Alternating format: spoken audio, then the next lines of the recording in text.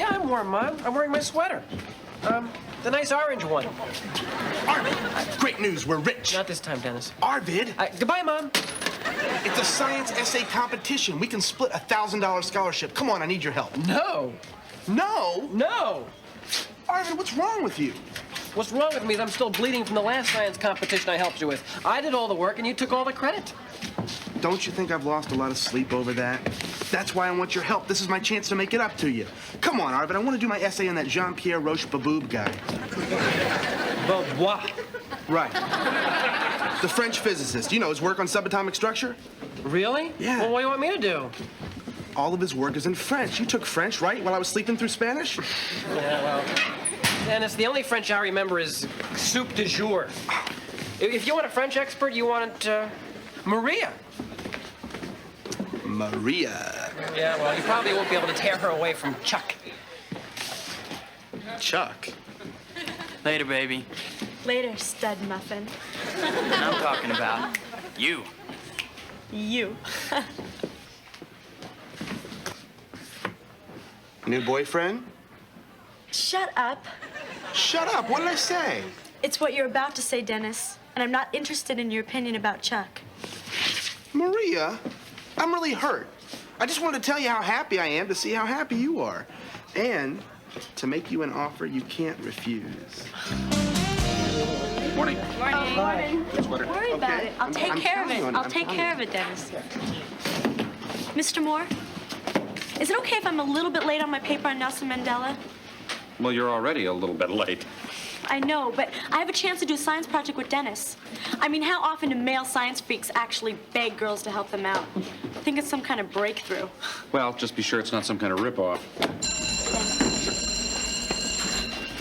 Okay, since we finished our discussion yesterday about World War I, the war to end all wars, today we're going to start talking about World War II, the war to end that theory. But how do we really measure the cost of World War II? 22 million casualties. And the cost and property damage of more than $3 trillion. And destruction throughout Africa, Europe, and Asia. Yes, but I'm talking about the devastation of families, the division of nations. You know, it's not just winners and losers. Humanity suffers. I'm finished now, Alan. Yes? Okay, Mr. Moore, we all know war is hell. But why always emphasize the negative side? Great. Why don't you give us a few pointers on the upbeat side of war, Alan? Well, sure. I mean, World War II did give us a number of scientific and technological advances. Yeah, and a lot of miniseries. So what's your point? Now, what kind of scientific advances come out of war? Nuclear bombs? Swiss Army knives?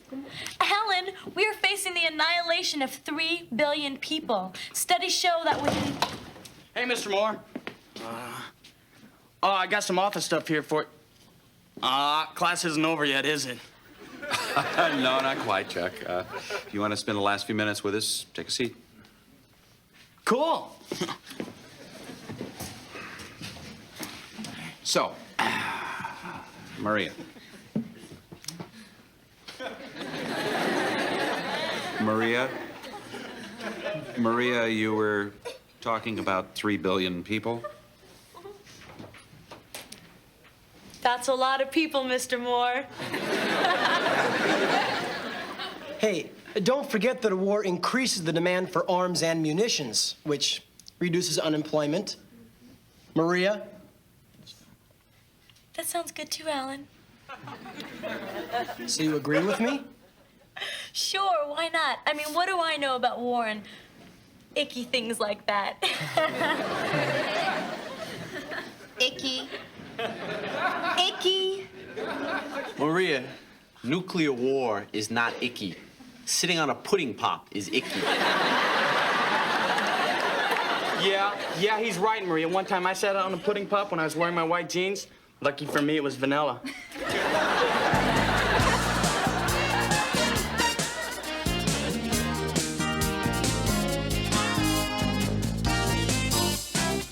Nous pas direct, comme un trou dans une mer de tas d'énergie négative. You know, in French, even physics is beautiful. So are snails. Just give me the English. He's saying that the positron was the first antiparticle to be discovered. Dennis, do you realize what we can do with this? Yeah, make a note of it. Keep going. Its existence was foreseen by Dirac as a whole in a sea of states of negative energy. And, And what? you know, when Larry hit Curly in the face with another salami, I almost died laughing.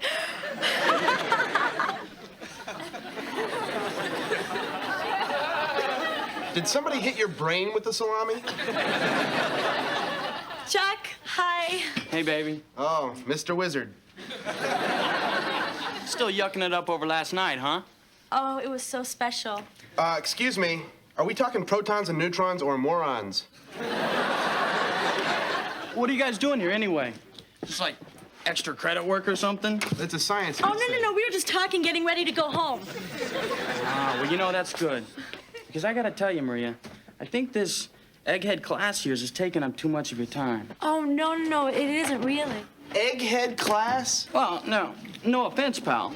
But Maria can tell you, I am a laid-back kind of guy. Ah. Yeah, now don't get me wrong, school is cool, it passes the time.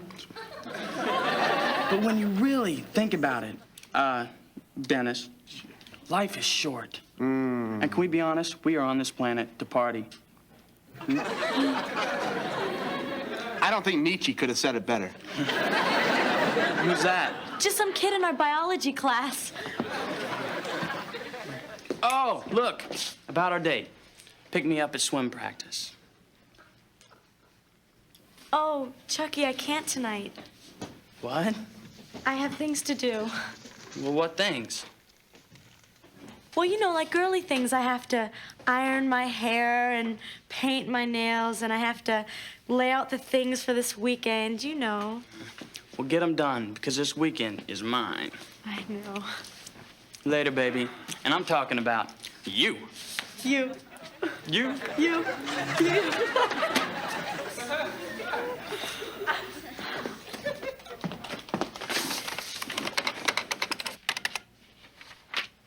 Why are you acting dumb for that airhead? He's a lot smarter than you think he is. He's not smarter than egg salad. The only reason you're going out with that guy is because he's good looking. Oh, come on, Dennis. Like you never went out with a girl because she was cute? No.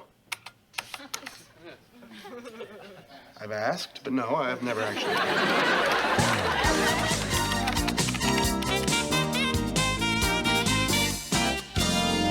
Excuse me, Mr. Moore. I come as a bearer of glad tidings. Wow, my favorite kind. Once again, our IHPers have proven to be winners. The New York City Science Commission has chosen as this year's entry to the National Essay Contest, Reconsidering Roche Beaubois by Dennis Blunden. All right!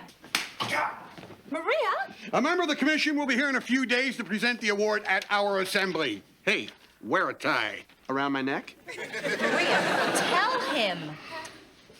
Carry on, Mr. Moore.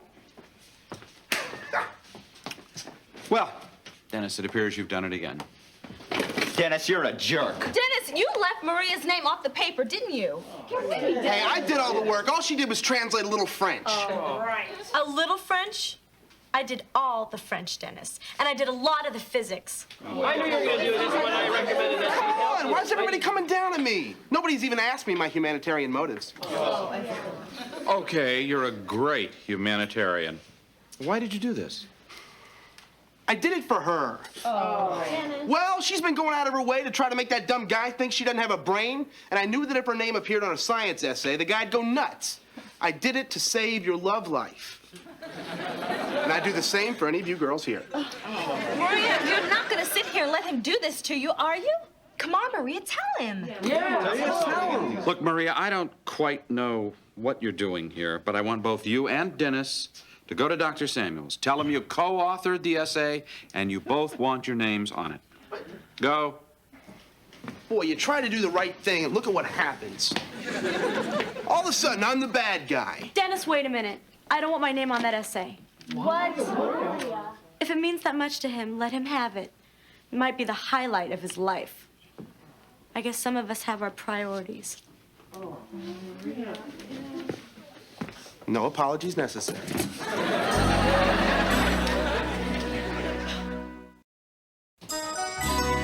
So let me ask you another question. Let's say that you were an intelligent woman. You're an intelligent woman, just for argument's sake. Would you purposefully hide your intelligence in order to be with a man who was obviously not as smart as you were? Charlie, how sweet. Are you asking me on a date? What? I'm kidding. Of course I wouldn't hide my intelligence. That'd be outrageous. I mean, this is the 1980s. If a man can't accept a woman for who she is, who needs him? Right. I wish you could help me explain this to Maria Borges. I'm just not getting through to her.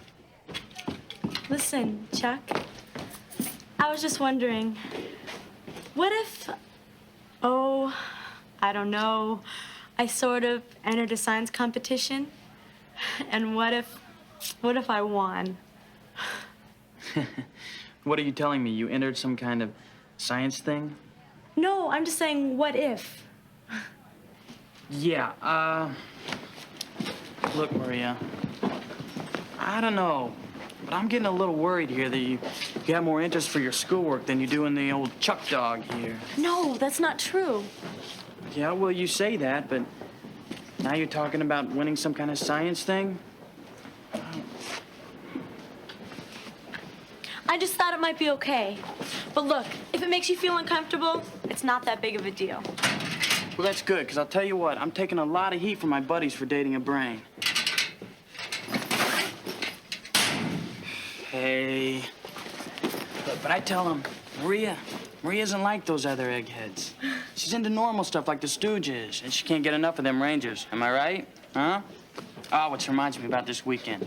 Friday night, Rangers game. Right. Saturday, raging party. And Sunday, football all day. You got a problem with that, lady? No, that sounds great. Excuse us, kids. Hey. Hi. Hi. Maria, do you have a minute? Sure. Later, baby. You. You. You. You. Miss Mira and I wanted to talk with you for a minute. Okay. He's your new boyfriend? Chuck? Yeah. He's really cute. I know, it's adorable, huh? He's really adorable. I know. Miss Mira, Yeah? didn't you have something you wanted to say to Maria? Yes, I did. Maria, don't neglect your studies. But on the other hand, don't neglect Chuck either. Oh, I know. Charlie, you didn't tell me she was going with Chuck. I mean, all the girls in the whole school think he's the prize catch. Even if I told Maria to dump him, she wouldn't. He's precious.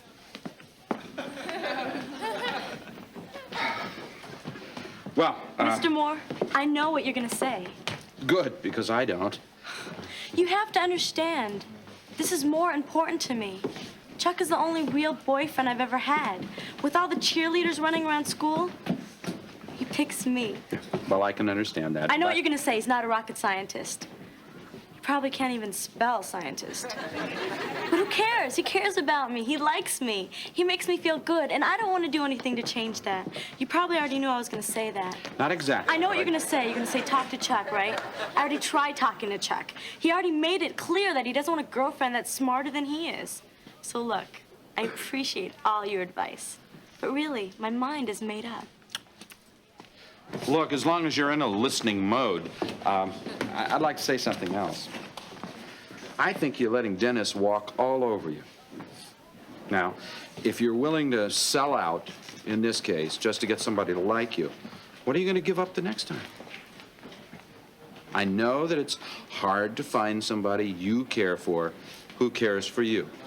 But you'll never know how someone truly feels about you if you're pretending to be someone else.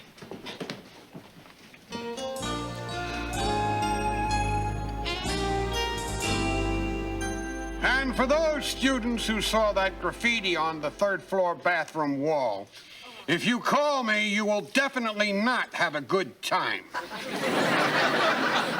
And speaking of writing, I now wish to introduce one of the judges from this year's Intercity Science Essay Competition, Dr. Jacob Bartholomew. you, Dr. Samuels.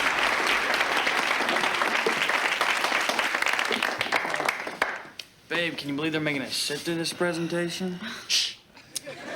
This year's winner is an outstanding piece of work on the research of the French physicist Jean-Pierre Roche-Beaubois. Made all the more difficult because, first, our student had to translate all of Roche-Beaubois' writings from the original French before starting his analysis. And this brilliant student is your own Dennis Blunden.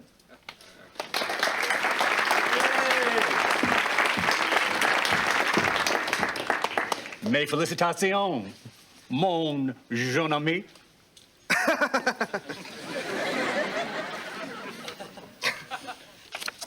At a moment like this, I'm truly at a loss for words.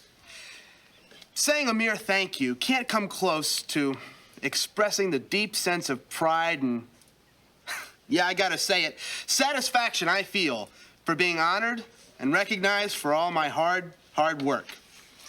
I only hope that my translation of Beaubois did justice to his elegant French. But you know, when I think of the lonely hours, finding the insight, finding that special French word. Yeah, like creep. I think of other scientists, alone, late at night, staring at the blank page. Alone? What's going on here? She's obviously flipping out. Nurse! Nurse! Dr. Samuels, Dr. Bartholomew, I have a confession to make. No, you don't. Sit down, Maria. You're acting like a nut. I know it might be a little bit late, but I co-wrote that essay with Dennis. What? Can't you see she's hysterical? I did all of the translations and most of the analysis. Blunden, is this true? Okay, maybe she helped me with a little of the French. A little bit? Ask him to translate something. How about this, Dennis? Vous êtes un cochon voleur.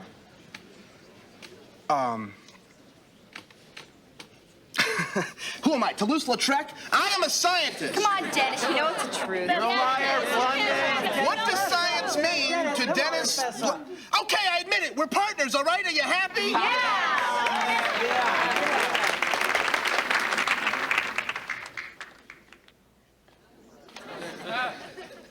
Congratulations, Maria. Thank you.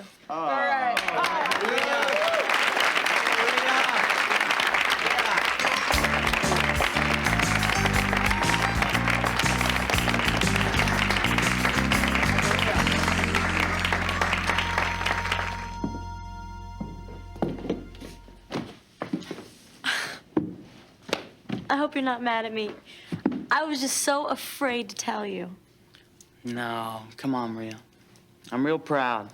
Really? Yeah. You are? I mean, how can I be mad at someone who stood up for herself? Now sit down. Thanks. I mean, I was praying that you'd understand. Yeah, well, it's different now, you know? What is? Well, it's like I keep coming up with all these really great things for us to do on our dates, right? And you've been pretending like you're having fun, but deep down, you think they're dumb. So you must think I'm dumb. No, I don't. So we're interested in different things. Chuck, I still really like being with you. Man, I have never gone out with someone like you before. Look, I didn't want to admit to this, but now that everything's out in the open, I gotta tell you, I don't know if I can deal with all this. You know, I have an idea. I'll go with you to a Three Stooges film, and you can come with me to the UN. It'll be great. Like, Maria, you can't pretend to be any dumber than you are. And let's face it, I'm not getting any smarter. You know, so I think we should,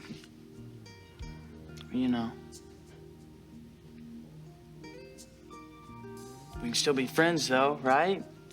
Hmm?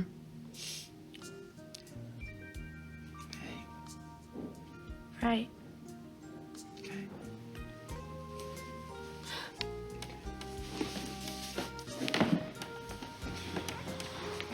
Well,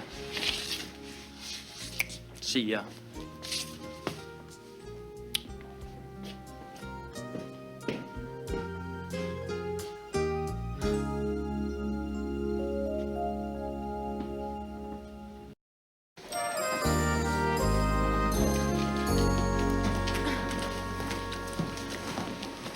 Congratulations, Maria. How did it go with Chuck? He says he wants to be friends. Huh? You ever notice when someone says that to you, Mr. Moore? They never speak to you again. Well, I think you spoke up for yourself very nicely today. You were right. If Chuck was gonna care about me, he had to know who I was. I guess he would have found out sooner or later, right? But I'm never gonna date again. Look, Maria, you're very pretty and you're very smart. Now, somebody's bound to show up who appreciates that. But not a stud muffin like Chuck. Mr. Moore, why is it that the cute ones always seem so dumb? Well, imagine how George Bush felt when he was looking for a running mate. Listen,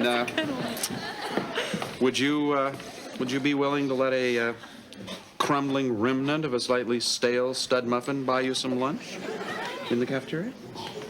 That would be nice. Thank you.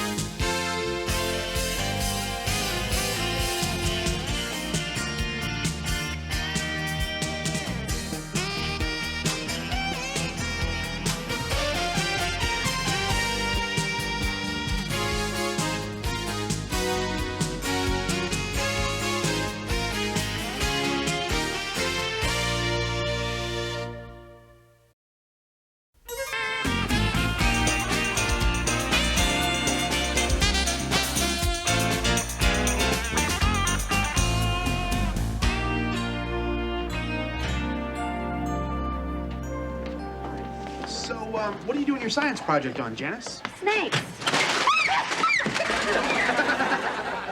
I love it, Janice. I tell you, the classics are always the best. Dennis, you made me tear my blouse on the locker door.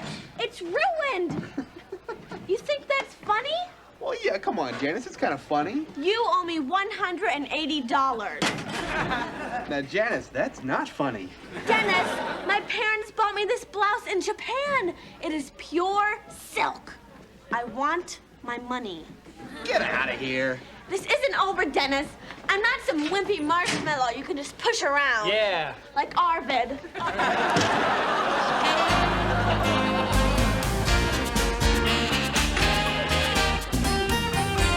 And furthermore, you may be the principal of this high school, but you can't tell me what to do on my free time. My life is my own. Pompous tub of guts. Is he like that all day long? Well, I heard that, Miss Mayor. Get in here. I want you to explain these requisition forms to this new art teacher. Excuse me. Couldn't help but overhear you yelling at Dr. Samuels. I was very impressed. Thank you. I don't know how you work with that guy. Well, you don't work with him, you work around him. It's a long way around. Charlie Moore. Gilda Minetti. Haven't seen you before. You're new here? Yes, matter of fact, I am. I just moved here from D.C. Oh, Washington. Quite a town. Yes, it's a fascinating place. But there's too much immorality and deceit there for me. Yeah. Politicians. Ex-husband. Gotta get going. Me too. How'd you like to have lunch today? I'm sorry, I can't. Well, okay, dinner tonight. I know this great little Greek joint just opened. Good food, music, dancing. I'm really not dating right now. I'm sorry if you're seeing someone. No, it's just... Well, why not? Okay. Sure. Good. I'm staying with relatives until I can find a place of my own. I'll pick you up about 8. Fine. See you then. Why are you still here? Tell you the truth, Harold, I'm trolling for guys. You better be joking. Anybody here hits on my sister, he's dead meat. Actually, the jury system can be traced back to the 11th century. Now, before that, people were literally tried by torture. If you survived the rack, you were innocent and tall. Okay, see you tomorrow. Thanks. Listen, you girls, you both have an art class, right? Yeah? I was wondering if you could tell me anything about the new art teacher. You know, hobbies, special interests, favorite flower. Well, why would you want to know that, Mr. Moore? To tell the truth, we have a date tonight.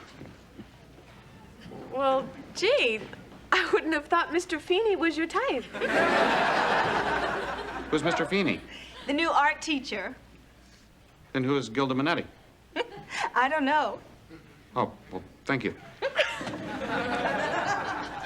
Oh, if it's any help, Mr. Feeney did mention he likes to hunt.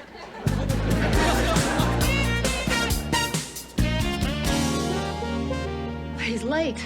If he thinks I'm just gonna stand around looking like... How do I look? Never mind. Be nice. I'm always nice. Besides, how bad of a guy can this be?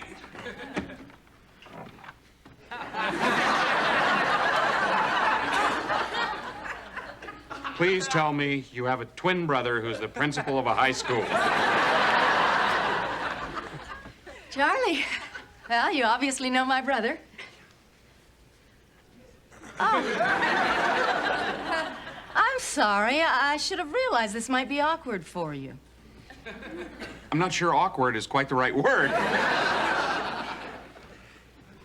They're beautiful. Harold, water.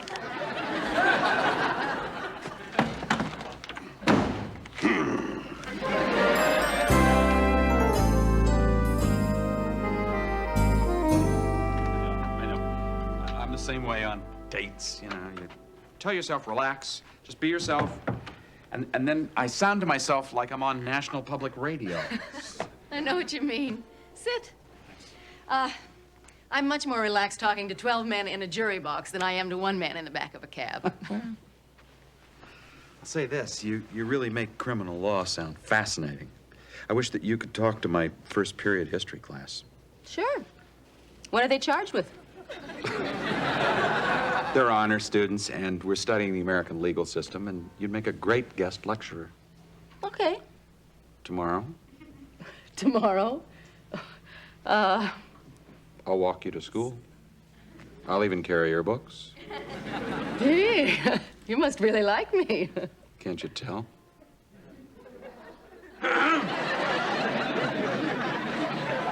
Oh, hello. I didn't expect to see you two here at 1:30 in the morning on a school night.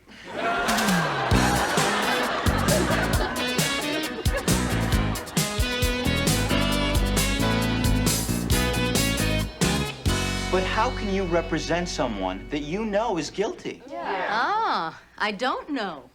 As a defense counsel, I am ethically obligated to defend my client and provide him with the best possible defense, no matter what I think about his innocence or guilt. That's for the court to decide. After all, I could be wrong. What if you were defending Al Capone or Charles Manson or, Lizzie Borden? Right. I mean, how could you defend murderers like them, people who are definitely guilty? Well, for one thing, Lizzie Borden was innocent. She was? She was tried and acquitted in a court of law. What about that poem? Lizzie Borden took an axe and gave her mother 40 whacks. If she were alive today, she could file a $20 million libel suit. You see how easy it is to assume something without proof? That's why we don't try people by opinion. We try them by the facts, by the law. Well, why don't we thank Ms. Minetti for an enlightening discussion? Thank you, Charlie. I enjoyed it. I always thought that the law would be boring, but not the way you talk about it. Are you working on anything interesting now? I have a murder case pending. It can wait. I want you to sue that creep over there. He wrecked my blouse. He wrecked my blouse. You could take him to small claims court. Great. Make a run for the border, Blunden. Oh, I'm shaking. I'm shaking. I have a question for Miss Minetti. You guys dating or what? Dating? Yes, I guess we are. Way to go, Mr. Moore. She sure is a lot cuter than Mr. Feeney, huh?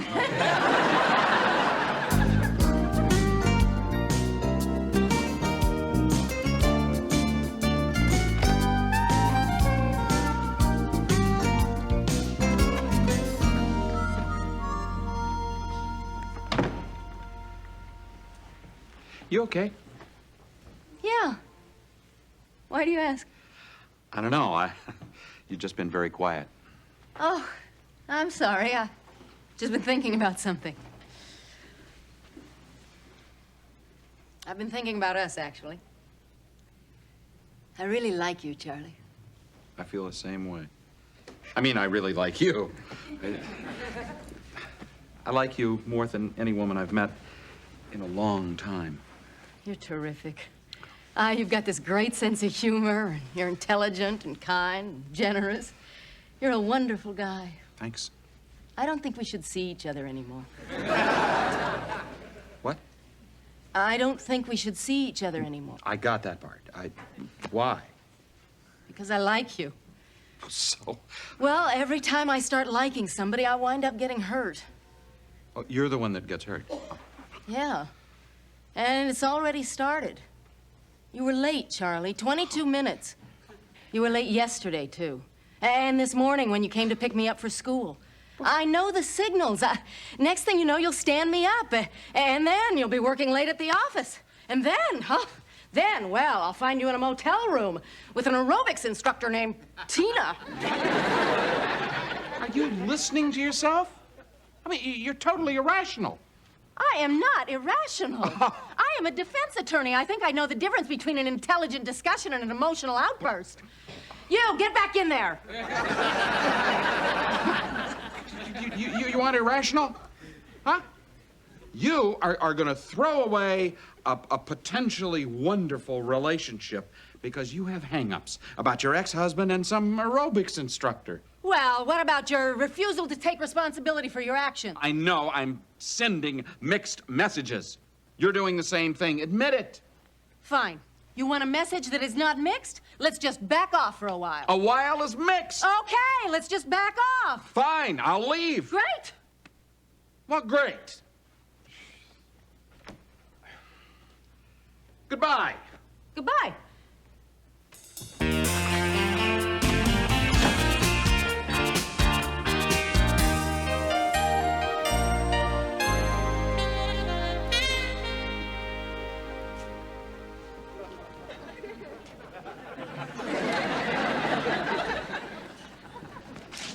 Oh, Dennis! See, now you're gonna push Janice too far. You can't hang her Captain Fuzzy Blue. This is her favorite. Hey, Arvid, this is just a subtle way of getting her to back off. Don't do it, Dennis. Mr. Moore, all I'm trying to do is... How do you like that? He didn't stop, he didn't take me aside, no heart-to-heart talk, no nothing. What kind of attitude is that for a teacher? Excuse me. Is one of you Dennis Blunden? Him. Dennis! What is it? A summons. You gotta go to small claims court, kid. What for? I don't know. Guess you stiffed somebody. Hey, I didn't do anything! Yeah, that's what they all say.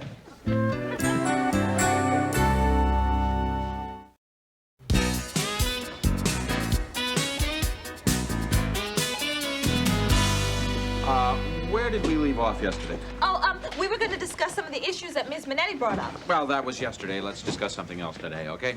How about the Supreme Court? What's interesting to me is how justices often abandon their allegiance to the presidents who appointed them. That's a good point. Well, according to Ms. Minetti, Well, sometimes... now, Ms. Minetti was very interesting, but if you want a stable, reliable opinion from somebody without, you know, emotional problems, I'd suggest going to Oliver Wendell Holmes. She dumped him. Look, you don't have the facts, and it's none of your business. And you're right, but it has no bearing on this history class. Don't worry, Mr. Moore. There's plenty of other fish in the sea. Yeah. That's right. The important thing is to get out of the house and be with people. Thank you. I really don't want to discuss it, okay? Oh, come on, Mr. Moore. You're always making us talk about our stuff. You want to go out in the hall? Okay, if you really must know, I was uncomfortable dating Dr. Samuel's sister. Oh, that's no reason to stop dating her, Mr. Moore. You remember what you told me when I said I didn't like Simone's parents? What's wrong with my parents? We'll talk about that later, Simone. Mr. Moore is having some emotional problems. No, I'm not. I'm not. Ms. Minetti has the problems. All right, so I was late picking her up a couple of times. My lock stuck. Now, that's been sticking for a while, hasn't it? Yes. Well, why don't you get it fixed? Mr. Moore, you're repressing. You know, my therapist would say that being late is merely a subconscious expression of your reluctance to make a commitment. On the other hand, he could just have a cheap lock. You've seen where he lives. Thanks. That's enough. I'll be fine. Of course you will, Mr. Moore. And look on the bright side. It's a lot easier to get into a movie theater on a Saturday night when all you need is one seat. Take it from him. Thank you both. Thank you all.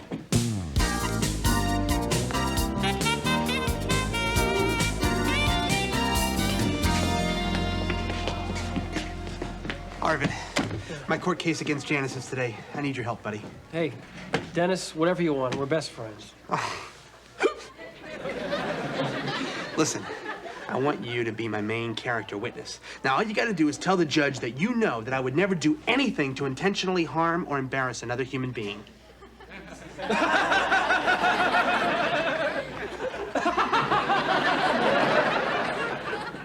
Hey, Giorgio, wanna be my friend? No. But thanks.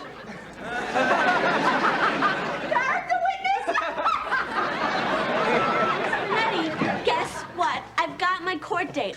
Courtroom 12C, Judge Ronald P. Osgood, 4 o'clock today. Oh, good for you. I have my material evidence, several briefs establishing precedent, and I watched LA Law last night. All I need now is for you to act as my guardian ad litem. Oh, why don't you ask Mr. Moore? I can't. I've got him under subpoena. Will you do it? 4 o'clock today? I've got an arraignment after lunch. Sure. Hot biscuits. Well, see you in court, counselor.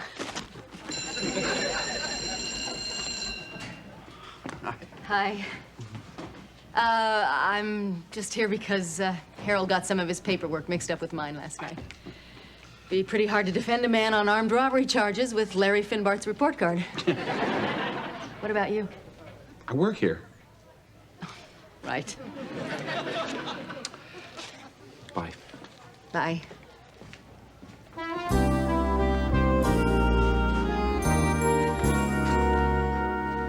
If it please the court, may I enter as Exhibit N the receipt of the aforementioned blouse? As you can see, the purchase price was 23,940 yen.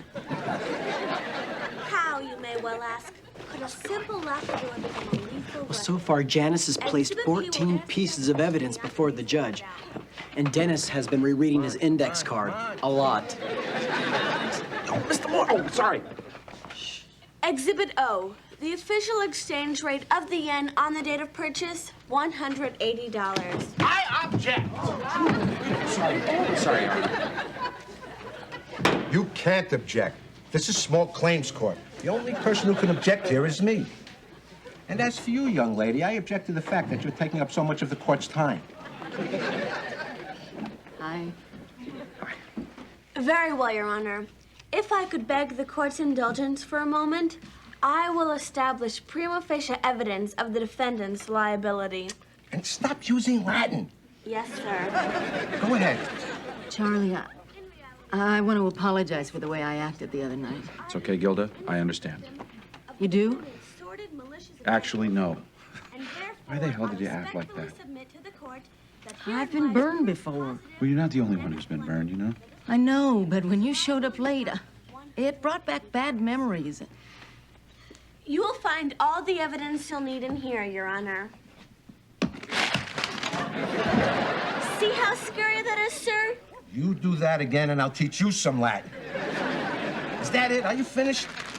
Well, I do have an eyewitness. Couldn't have called him sooner? Charlie, from our very first date, I felt like Plaintiff we were calls getting- Charles Moore to the stand. Do that. I do that. And there is no stand. Are you listening? Yes, I'm listening.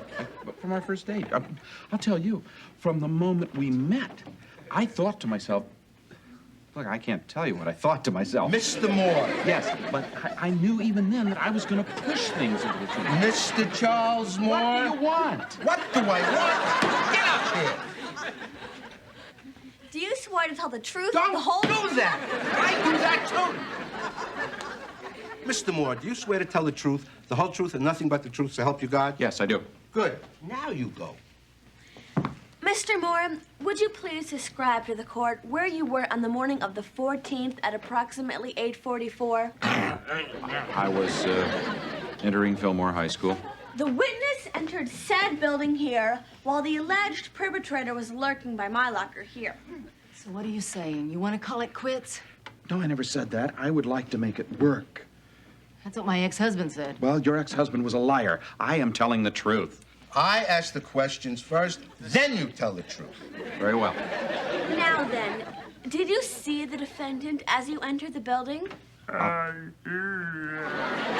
Yes, I did. I told you what he did. Yes, with the aerobics instructor. Excuse me.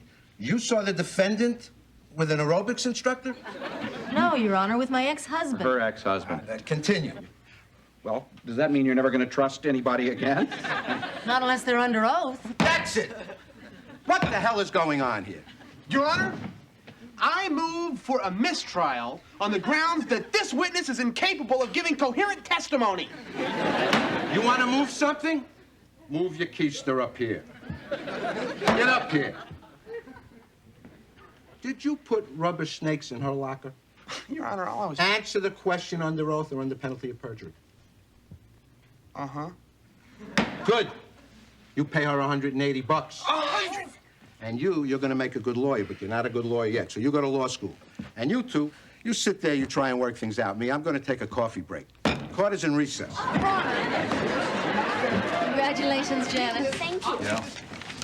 Great. Sure.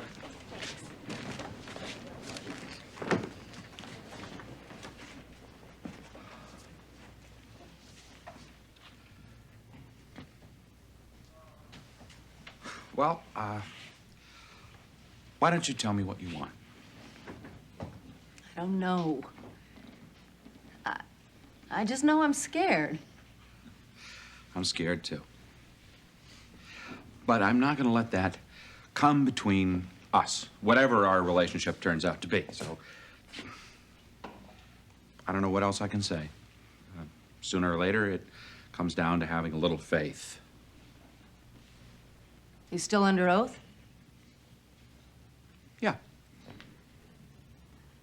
Well, I guess that's as good as it gets. Want to have some dinner? Yeah. Okay.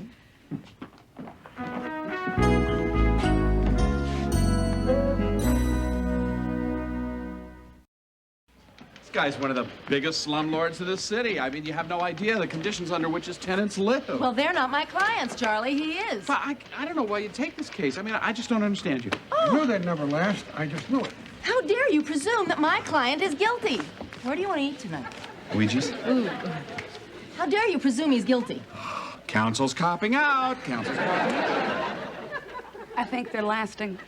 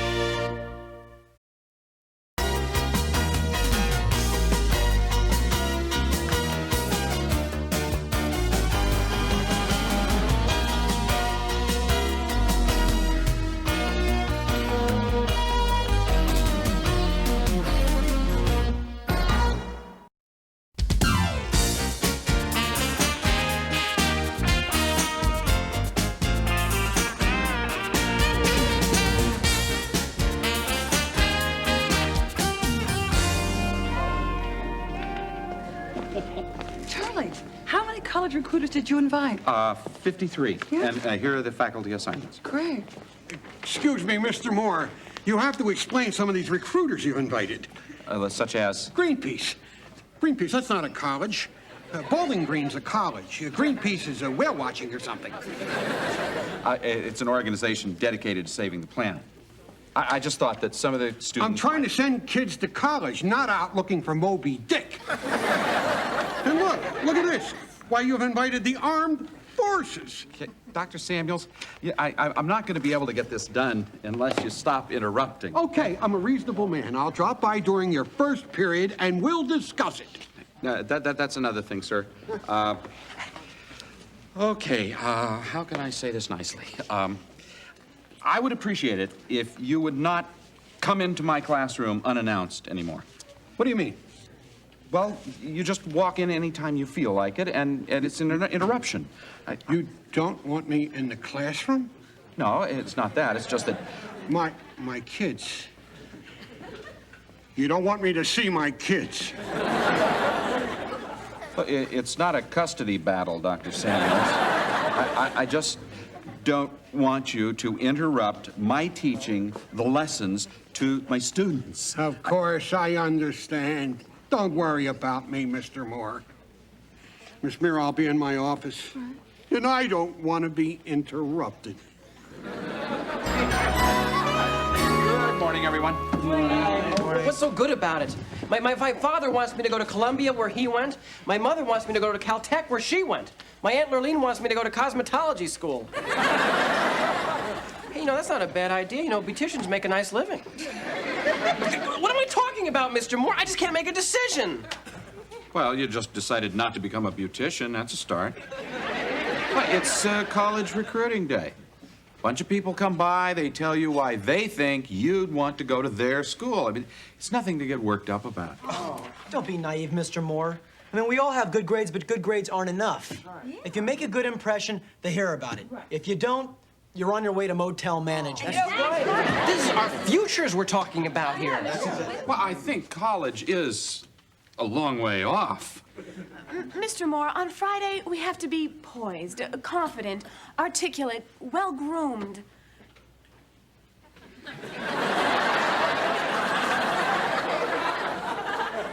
What are you looking at? Okay, so I'm not Ralph Lauren. I'm not even Ralph Cramden. What you're all feeling is normal. Interviews make us all nervous. I'm not. I'm not. I'm not. I'm not. Okay, so they make some of us nervous. Okay, Alan, what gives you the nerves of steel? You've already chosen your college? You don't choose Harvard. Harvard chooses you. And Alan Pinkard is one of the chosen people? It's a mere formality. I've already selected my major and bought my books. I've also picked out my dorm room. Southeast corner of the quad, 3rd floor, overlooking the business school. They showed me that room. I didn't like it. You're going to Harvard, too? Colleges have been calling me for years. She's holding out for a sorority house with monkey bars. Darlene? Well, the Bryn Mawr Recruiter is a business associate of my father's. I'm taking her to lunch at the Four Seasons. Oh, Darlene, that is the worst. Not since Andre took over the kitchen. Why is everybody making such a big deal about this? Maria, you're not nervous? Look, you go to some college, you get out. You go to some grad school, you get out. You become a psychologist, you have kids, they hate you, you retire, and you die. Why is your life flashing before my eyes? I think you're all going to be okay. I feel faint. Except Arvin. Eric? Oh, we're going to Sarah Lawrence. Simone, I said I would consider going there, that's all. What are you trying to tell me, Eric? That I would consider it, okay? I know you. You're backing out. Backing out? I haven't even backed in. Look, I'm sorry I brought it up, okay? All right, when Lyndon Johnson assumed the presidency, we had already established a policy of intervention in Vietnam.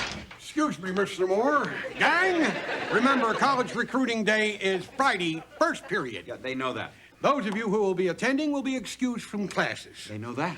Just keep in mind that what you say, what you wear, and what decisions you make Friday will follow you to your graves. Yeah, but, excuse me.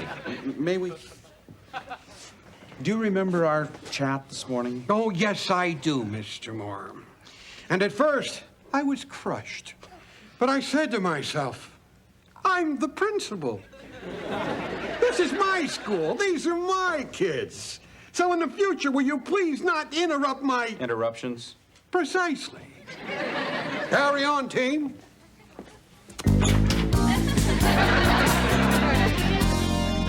Girls, I've made a decision. I am definitely going to Caltech. Great, Arvid. Or Princeton. No. I'm definitely Caltech. Or Princeton. I mean, Stanford. No. Definitely Columbia. Arvid, who cares? Guys, listen to this. Students and faculty gather at Dean's residence for conversation and tea. Look at these suits. Who are they kidding? Nobody at MIT dresses like this. Yeah, just the kids in the brochure, the ones that got accepted. Come on, Darlene. Okay. Here. Look, there's somebody who dresses just like me. Read the caption. MIT students in Harvard production of Tobacco Road.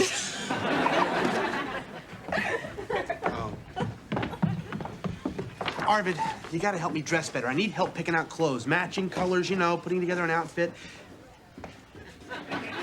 Alan, I gotta make a good impression on the MIT recruiter. What do I wear? How about a car cover with cuffs? I need advice, not abuse. I'm sorry. You really want my help? Yeah, I need... No. What am I gonna be able to do in 4 days anyway? You? Nothing. But in the hands of Alan Pinkard, Pygmalion Revisited, I accept the challenge. Yeah? It'll be like clearing a slum, like turning a garbage fill into a cricket pitch, like I just want some help picking out a shirt. You just don't pick out a shirt, you make a statement. Look, we'll go to my tailor, we'll tell him it's an emergency, and remember, no plaids, no prints, and for the love of God, man, no horizontal stripes. What's that scent you're wearing? That's bean dip. Dennis, we're talking MIT, not Bozo U. Hey, I'm sorry. It's not that easy being dull. How do you do it? Oh. Alan. Sorry, I get it. Oh, come on, please. Eric, I thought we were, kind of serious about each other. We are. I'm serious. Well, then why do you want to get away from me? Well, help me out here. When did I say that? Well, you don't want to go to Sarah Lawrence. That's where I'm going to be. Ergo, you don't want to be with me. Oh, hold the ergo right there. Why do I have to be where you want to be? Why can't you be where I want to be? Where do you want to be? I don't know. Ergo, what are we talking about? Sarah Lawrence. It's so beautiful. Once you see the leaves changing color or walk across the lawn, do you understand? A lawn. Yes, I understand. A lawn. A wide expanse of grass covering field mice and other rodents. Eric, think about it. Professors in tweed jackets, with pipes, canoeing. It's always been my dream. Simone, if you want to go canoeing with a bunch of old guys with pipes, be my guest. What does that have to do with me? It's becoming pretty obvious you just want to get away from me. Look, you want me to talk to the Sarah Lawrence recruiter? I will talk to him, okay? You happy now? Jeez. Don't slouch.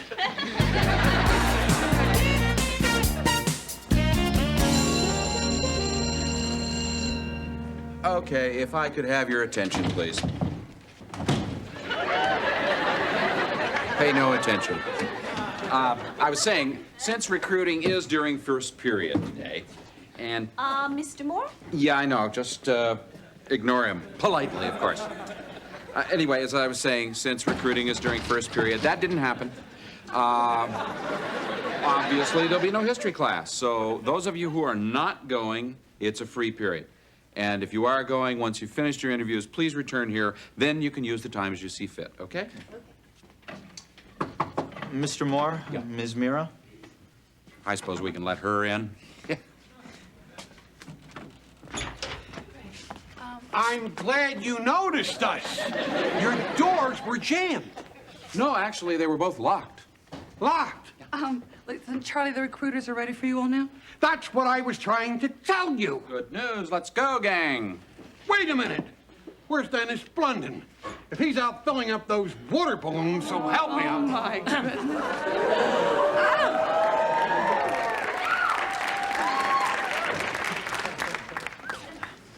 It took me 4 straight days, but I turned him into a yuppie. Another day and I'd have had him voting Republican.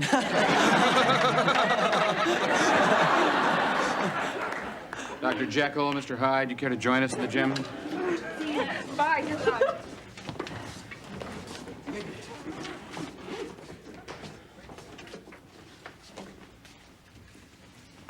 Come on, Janice. I think the adults would like to talk.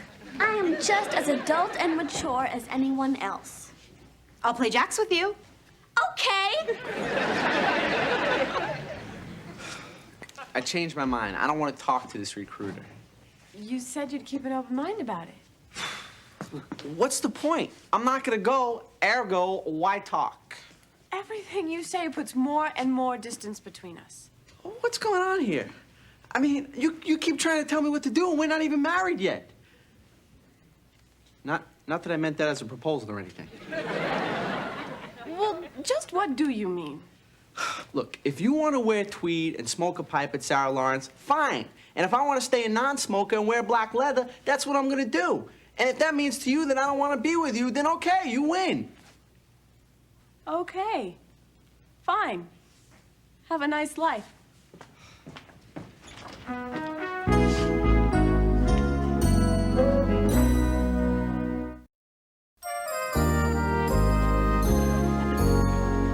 Okay. It's not a deli, you know. You don't have to take a number. I feel it, Mr. Moore. I'm on the verge of a decision. I'm almost on the verge of a decision. I'm on the verge of being on the verge of... Okay. What's wrong? I don't know, Mr. Moore. I've completely lost my self-confidence, and I just don't feel... I don't feel like me. Well, you certainly look presentable. Yeah, that's it. If there's one thing Dennis Blunden is not, and never will be, it's presentable.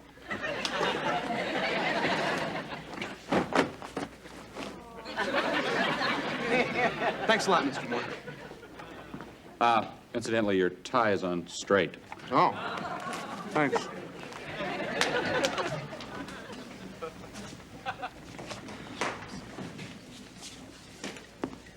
Excuse me. I'm looking for the Harvard recruiter. Oh, yes. Is he here? Maybe I'm early. That's not good, is it? You're right on time. Oh, good, because I want to make a good impression on him. You work with him. What's he like? Actually, I don't work with him. Oh, I understand. I should have known that a classy gal like you would be dating a Harvard man. Absolutely. Unless, of course, that Harvard man happens to be a classy gal.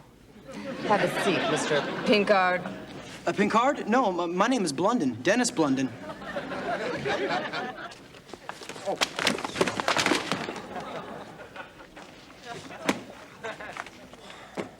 Hi. Hi.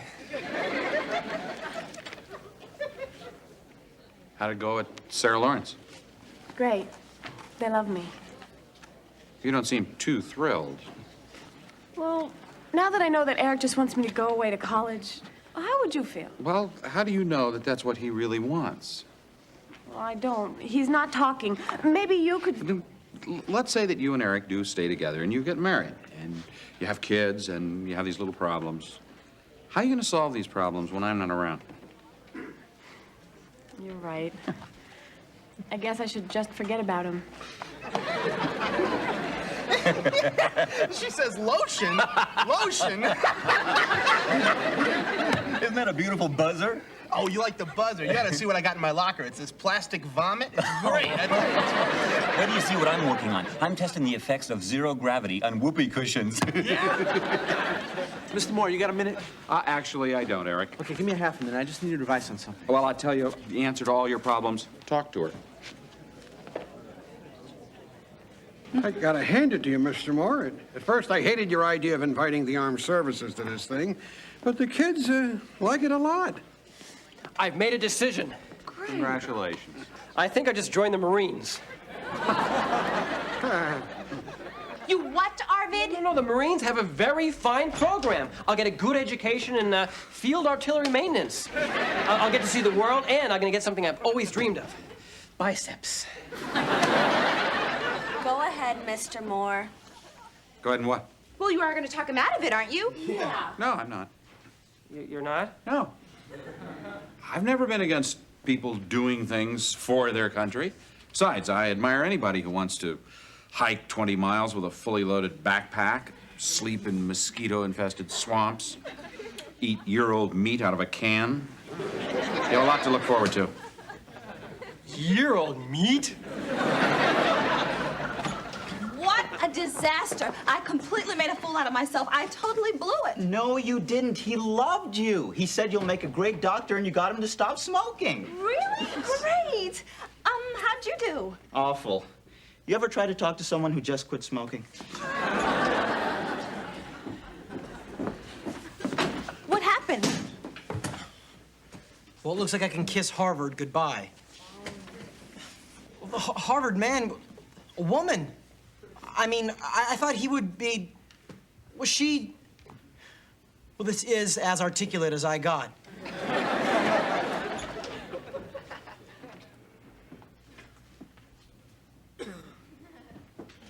Well, looks like the Cold War is back on. War! War! No, I don't want to go! It's okay. I did talk to that recruiting officer from the Marines, and he said that all you agreed to was possibly a second meeting, so you can change your mind. Oh, thanks, Mr. Moore. Alan, let's say that you did blow it with Harvard, okay? Is your life over? Actually, not. Thinking about blowing it is a lot worse than actually doing it. Well, anyway, I think Princeton has a better wine cellar.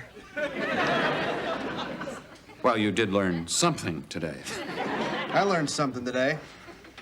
If you're not going to be yourself, at least make sure that you're not Alan. Okay, well, Eric, Simone, did you two get anything out of this? No. Not really. Except for I'm never talking to him again. You're never talking to him again? Again?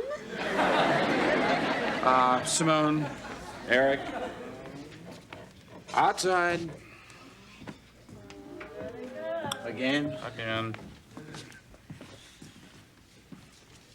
Now, where were we? I guess he wants us to settle this ourselves, huh? So? So? Listen, Simone, I never said that I want to get away from you. I just think that this is a decision that I gotta make with a clear head. And I can't do what's wrong for me just to make things nice for you. No matter how much I like you. No, Eric, it's my fault. I should apologize. I realize I've been pushing you to enroll in the same school as I do, and that's selfish. I just can't imagine not seeing you every day. Listen, Simone, if I'm gonna be a writer, a real New York writer, then I gotta have the streets, you know? I gotta have the energy of the city. I want to go to a college that anybody can afford, where there's all types of people, and you can be a part of what's happening. I want to go to City College. I mean, if it was good enough for Patty Chayefsky and Bernard Malamud and Upton Sinclair, I'm sure it's okay for a jerk like me, even though it may not have canoeing. On the other hand, if you keep looking at me like that, I'm just gonna say to hell with it and go to Sarah Lawrence. No, you'd hate it. You need the inspiration of a greasy, noisy city, don't you? Yeah. And you need to be around old paneling and old, musty, out-of-print books. I mean, that's your dream. So go for it. So what about us? Simone, college is a long, long way off. You really think we ought to start worrying about that now? Well, yeah. Look, I don't see what the big deal is. I mean, Sarah Lawrence is only 38 minutes from here by train. How do you know that? I timed it. You did? Yeah. Come on. You think I'm gonna let you go away someplace where I can't see you anytime I want? Good thinking. Thank you.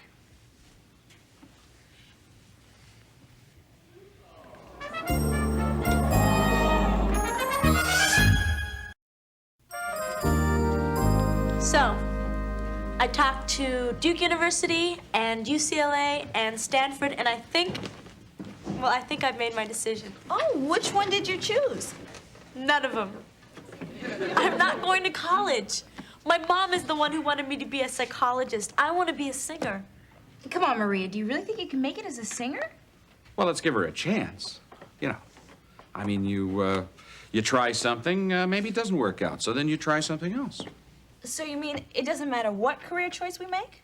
Well, no, it's important that you make a choice, but it's not irrevocable. You know, look at me. I mean, I came to New York. I started out as an actor, and now I'm a teacher. I mean, who knows? Paul Gauguin started out to be a banker and became one of the world's greatest painters. On the other hand, Hitler started out to be a painter. Thank you, Janice. Thank you.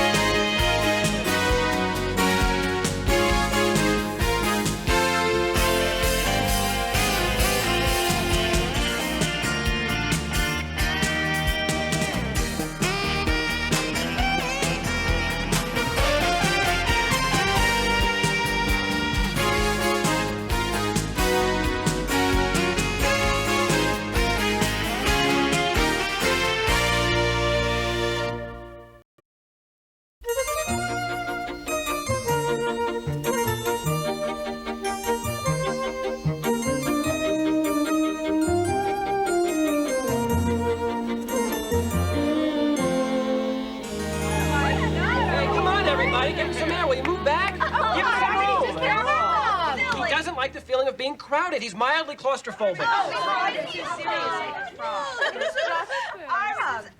If he's claustrophobic here, he ought to love the space shuttle. Oh, hey, Babalu will be fine. He won't have you guys around to bug him.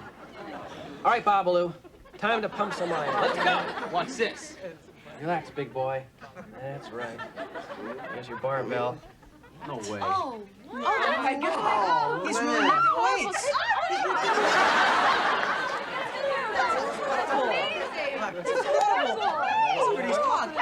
One more, come on. 1, 2, yeah! There we go. Okay. Great, that's great. Okay. Okay, that was very good, Babalu. Yes, it was. What'd you call him? Babalu. Babalu Ferrigno. Oh. Isn't that right? You're so cool. Yes, you are. Arvid, people are watching. All right, everybody, show's over. Arvid, enough kissy face with the frog. We got work to do. You call this work? This is stupid pet tricks. Yeah, really. Yeah, Arvid, this is horrible. All you're doing is abusing a poor, helpless little creature. Abusing? I personally feed Babalu his flies. Oh, so now you're abusing flies?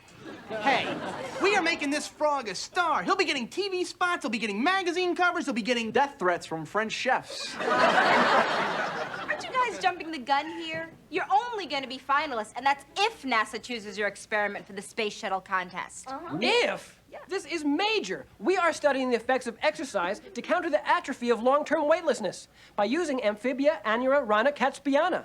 Oh, what? A bullfrog to you. How'd you guys come up with this idea anyway? Yeah. Well, I was sick in bed with the mumps, and I started thinking, I'm not getting any exercise. And then I started thinking about space, and it just came to me. The math, the concept, the frog, the machines. So why'd you bring Dennis in on it? Yeah. Why? You have to ask why? Yeah. Yeah. Tell them why. Well, Dennis helped out with all the electrical stuff, and you know I love working with him. We're a team. That's right. Well, it's all a joke anyway. I mean, what are the odds of their project being picked to go to Houston? About the same as me being struck by lightning. Dennis, Arvid, we just got the word. You made it. You're in the finals.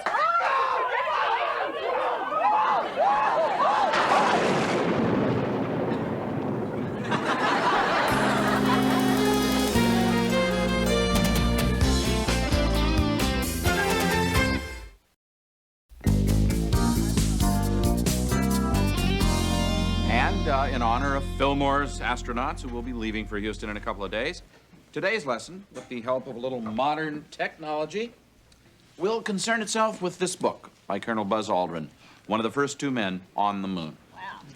Hey, there he is. July 20th, 1969. Right. Now, here's a question. Who can name the scientists who were monitoring this mission at 3 in the morning?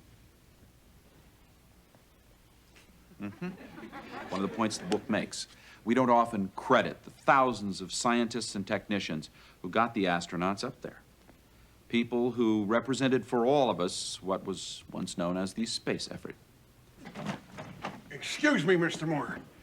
We have a major problem in our student shuttle involvement program. What? What's the problem? Tell me, how do you feel about the boys' project? I think it's terrific. Good. Our science teacher, Mr. Kloffner, refuses to fly. He understands the principles of flight, he just doesn't believe it. He won't go to Houston. Well, a man should take risks in his life. If Buzz Aldrin can walk on the moon, I suppose I can spend a couple of days in Houston with these 2. I'll do it. Oh, great. Thanks, Mr. Moore. Thank you. Hello, Houston. Yeah! You okay, Arvid? Your face is about the same color as your frog. Yeah, I should have eaten the chicken Vesuvius. I think it's about to erupt. Here we are! Gosh, Mr. Moore, the first stop on the way to the moon, the planets and beyond. Do you feel something? It's starting to get to me. This is pretty exciting. Huh, it fell over. I'll probably get blamed for that. That's the Saturn V rocket, the biggest one ever built. They would have used it for Apollo 18 if there'd been another mission. Very impressive, Arvid. I knew that. Yeah, I know you did, but I knew it first.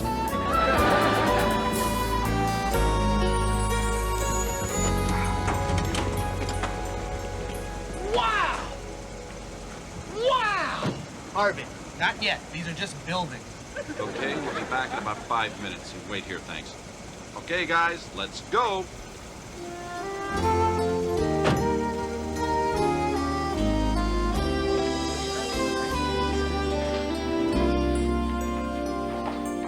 This is it, Arv. The very center of the Space Center. Now, wow! Hi. I'll bet y'all here for the student shuttle program. Well, didn't pass for astronauts. I'm Nancy Cole, your NASA representative. I'm Charlie Moore. These are my students, Arvid Ingen, Dennis Blunden. Hi. This must be the lunar module, huh?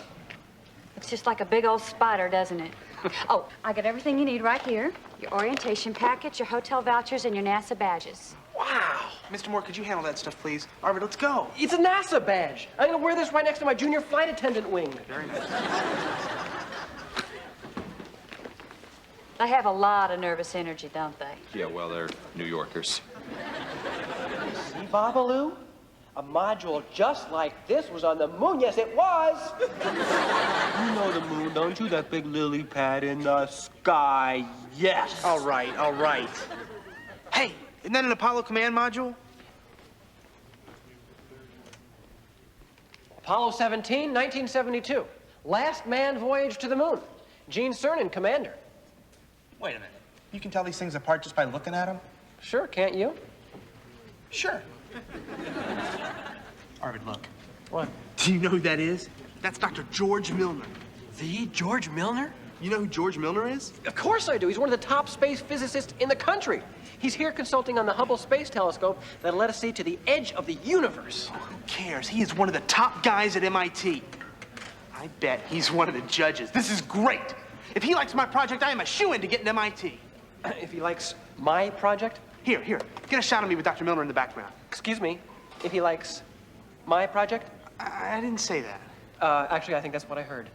Well, it's probably the acoustics in here. I said our and you heard my. You said it. I did not. You did. Did not. You did. Not. You did. Not. Not. You said it. Did. Now listen. 5 minutes. We haven't been in the Space Center 5 minutes, and you guys are already doing Moe and Curly. Excuse me, Mr. Moore. I just have to say. Excuse me, Arvid. I'm just suggesting that you focus your energy on your project. After all, you're due to present it first thing in the morning. Right, but... right. Did not. Did not. Did.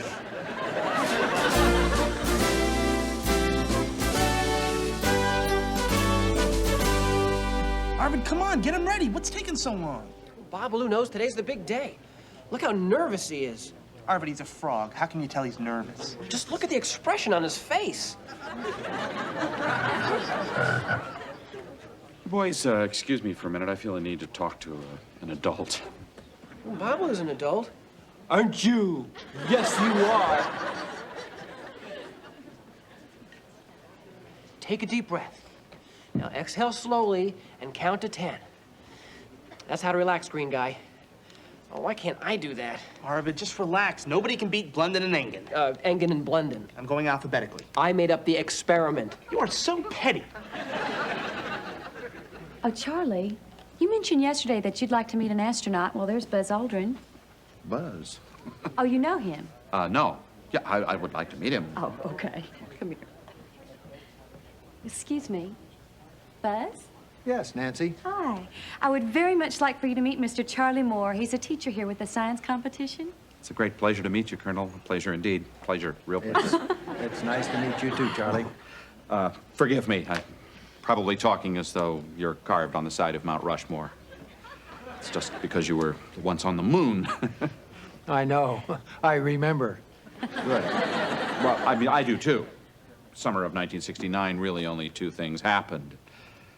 I have never forgotten the sight of you and Neil Armstrong walking across the surface of the moon. And what was the other thing? Woodstock. You know, reading your book, though, I was struck by your admission of fear when you were planting the flag. Yes. Well, we were hoping that it wouldn't fall over. We could only get the flagpole in a couple of inches. But it stood up, and I saluted it. Look who's with Mr. Moore. Buzz Aldrin. Hey, look who's behind Buzz Aldrin. George Milner. Oh, Dennis, I'm warning you. Arvid, you got nothing to worry about. Okay. They're looking his way. Just be cool. Right. Fellas, I think we've got a real treat for you here. Astronaut Buzz Aldrin. Colonel Aldrin, these are my students, Arvid Engen and Dennis Blunden. You walked on the moon! I'm actually standing with someone who put footprints in the moon dust. You walked on the moon.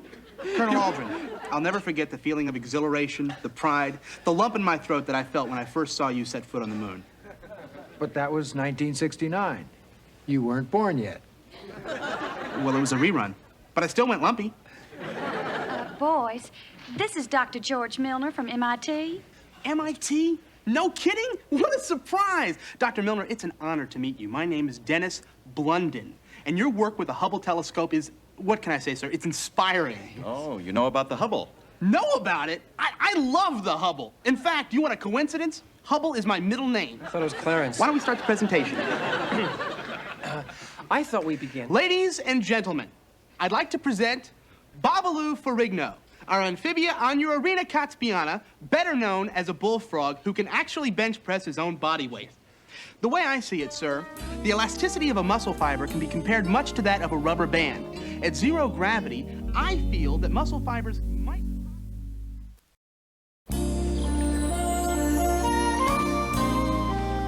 And so, I give you Frog in Space, a clinical evaluation of regulated muscular activity by Amphibia Onurarina Katspiana in a weightless environment and its implication for the future of Homo sapiens.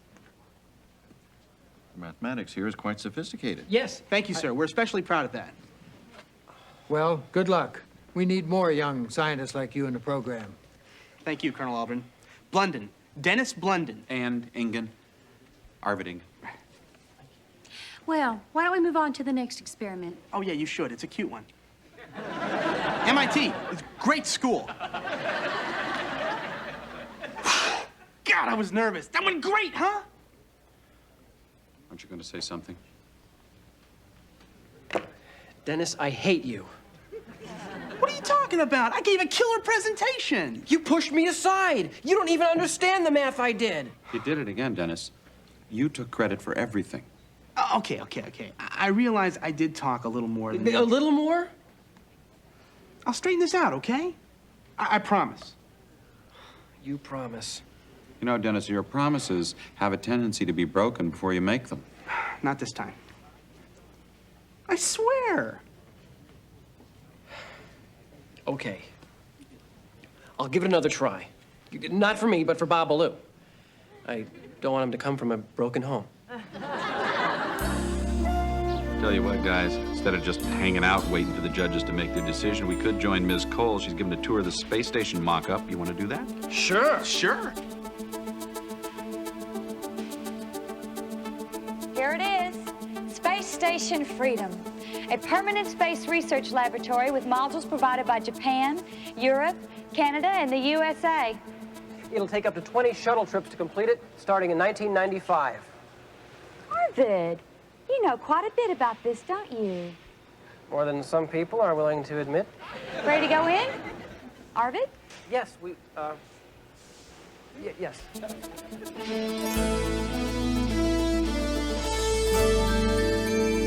Watch your heads.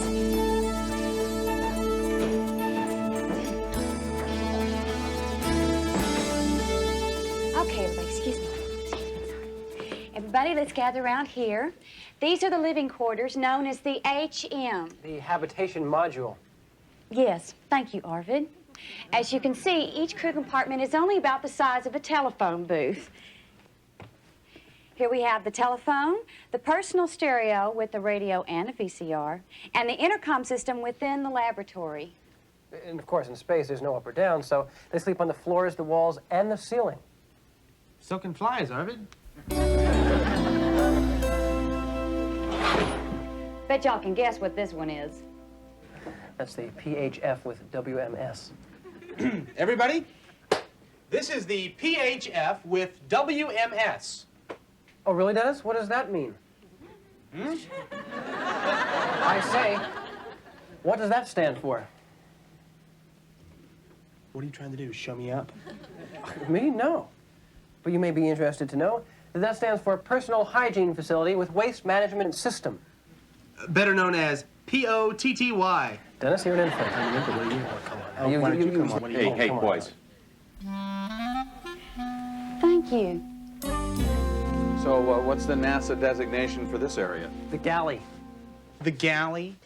What is this, a submarine? Come on, Mr. NASA, speak. What are the fancy initials for this? This is the galley. You'll notice there are no chairs. You have to hook your feet under those little loops under the table in order to stay in place. So in the dining room, I guess you'd hook your feet to the chandelier.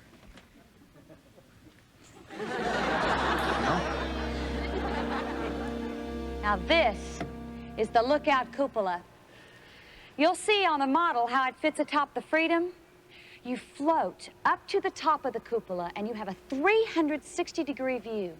It'll be used every day for many different purposes, such as controlling traffic on a day when a shuttle arrives and you have EVAs going on. And you get to see the sun rise and set every 45 minutes. Right. Well, the judges must have made their decision by now. Let's get back to the PC MIPSR. Arvid. The press conference multi-purpose support room.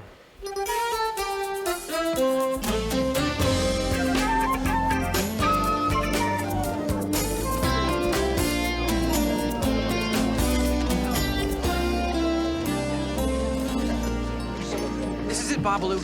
Cross your little web fingers. And now, to announce the winner of our Student Shuttle Involvement Program, it is my honor to introduce to you astronaut Buzz Aldrin.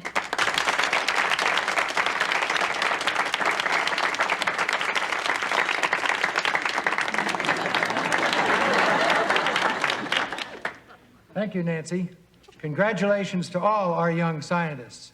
Unfortunately, there's only room for one experiment on the space shuttle. And that one will be Frog in Space, Dennis Blunden and Arvid Engel.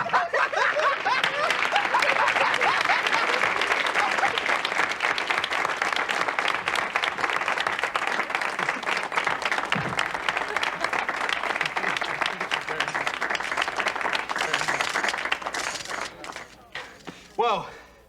What can I say? What an honor. I am speechless. I'd like to thank NASA for selecting me and my frog as finalists. I would, of course, like to thank Colonel Aldrin.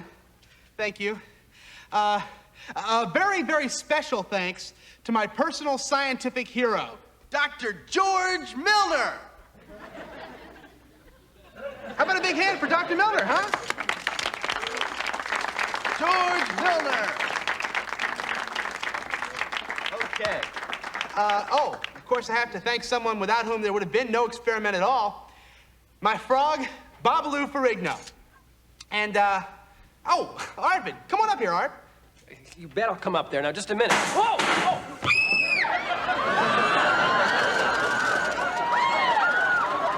Remain calm! You're in no personal danger! Return to your seats! Remain calm! Please remain calm! I can't take him anywhere.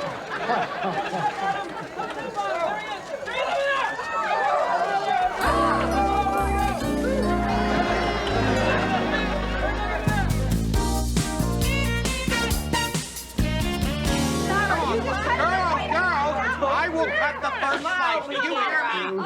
Up with the sign. Up. Get it up. Come on, Simone. Get in the spirit. How often do two of your fellow students get their science project on the shuttle? I'm thrilled for them, really. I'm just not a hat person. Hey, I'll wear it, Dr. Samuels. I think it looks funky fresh. Funky? I don't like funky. That's not funky. What about stupid? The eagle has landed! Hey, don't you mean the toads have landed? Everybody take their cue from me. Must we sing this? Yes, you do. Off we go into the wild blue Fillmore, flying high into the sky.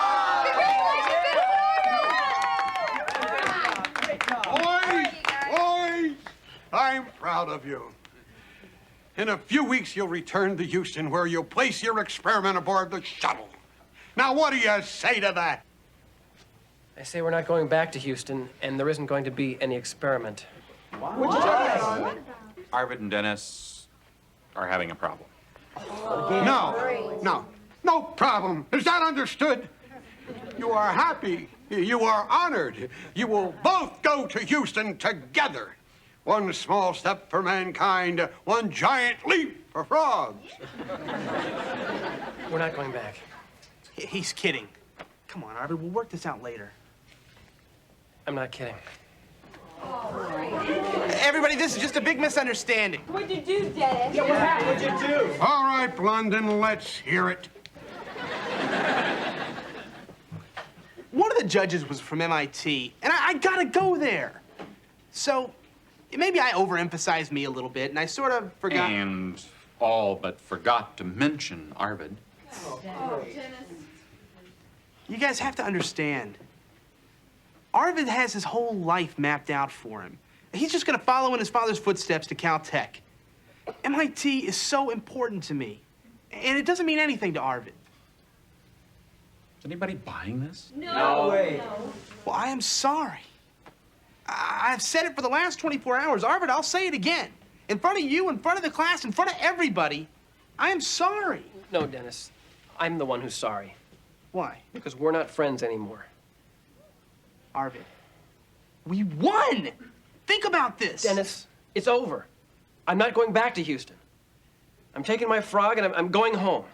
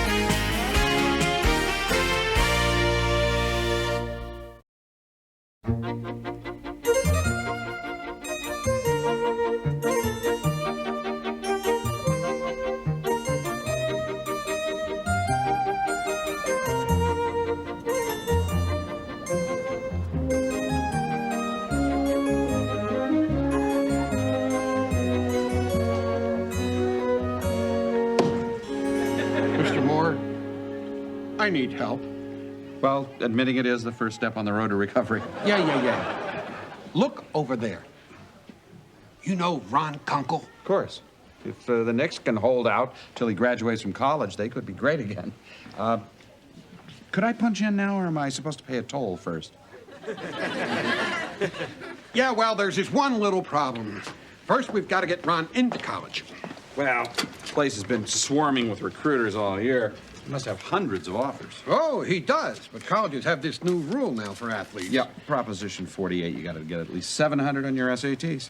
Ron needs help. Now, that's where you and the IHP come in here. Well, let me guess. You want me to get the IHP kids to help Ron be ready for his SATs. I know you wouldn't like the idea, but if you're going to be unwilling... It's a great about idea. it, I'm presenting Ron with the Outstanding Student Athlete Award at our next pep rally. Now, can you imagine how embarrassing that'll be if he can't pass his SATs? I'll do it. You know, I can order you, I can order them. In fact, I'll tell you what, I want you to consider it an order now. Dr. Samuels, Charlie said it was a great idea. He did? Yeah. Yes, I did. I'll do it. Well, I still consider it an order.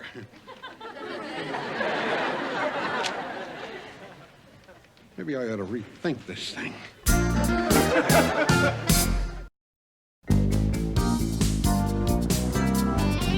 Wait a minute. You're telling me all he's got to get on his SATs is a combined 700? There's a species of fungus that can get a combined 700. You should know. Okay. Are we going to be snobs about this, or are we going to try to help Ron out? Well, can't we do both? Forget it, guys. You can lead a jock to data, but you can't make him think. Hey, wait a minute, Dennis. I know him. He's okay. Look, if I can help him get into college, one day he might give me some free tickets to the games and hook me up with some cheerleaders. Hey, you know, it always helps a politician to have a famous athlete campaign for him, so I'm in. And when he's hot, maybe he'll choose me to shoot his commercials. I like it.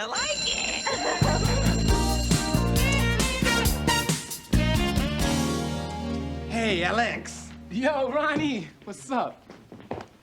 Look, Mr. Moore, this is my pal, Ron Kunkel. Oh, hi. Good to meet you, Mr. Moore. Good to meet you. Thanks. I really appreciate what you're doing. I just wish there was some way I could pay you back. Well, just repeat what you did in last year's finals. You know, when you took that inbound pass from McGregor and...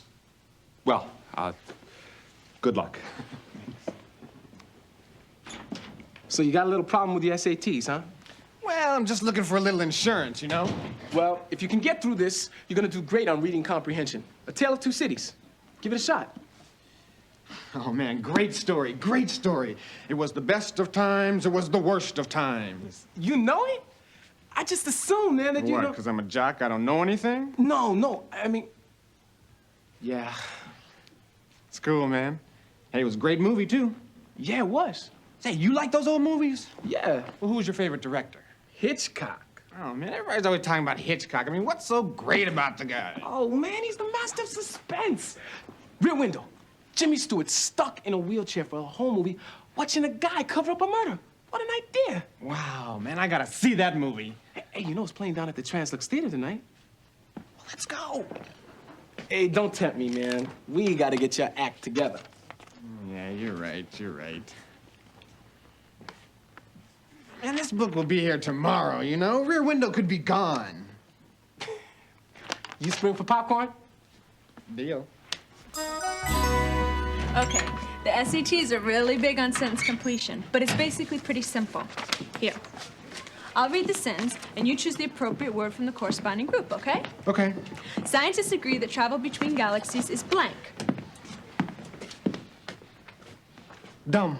No, that's not one of your choices, see? Theoretical, probable, or proven. I still say it's dumb.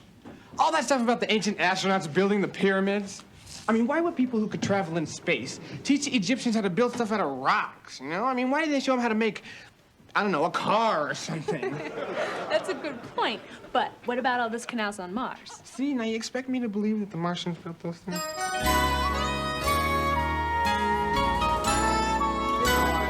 Morning, everyone.